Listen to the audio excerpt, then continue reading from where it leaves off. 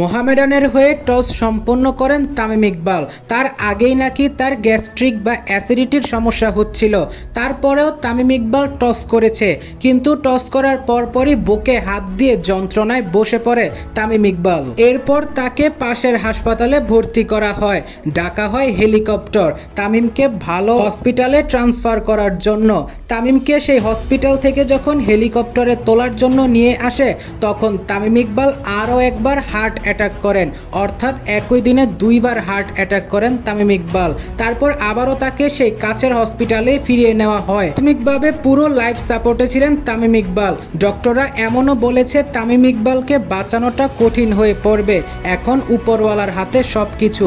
কিন্তু তারপর তামিমের অপারেশন, হার্টে ব্লক খুঁজে পাওয়া যায় এবং সেখানে রিং বসানো হয়। তবে বর্তমানে তামিমের খবর অনেকটাই পজিটিভ, কিন্তু সবাই দোয়া করুন যেন আমরা সুস্থ তামিমকে আবারও দেখতে পাই।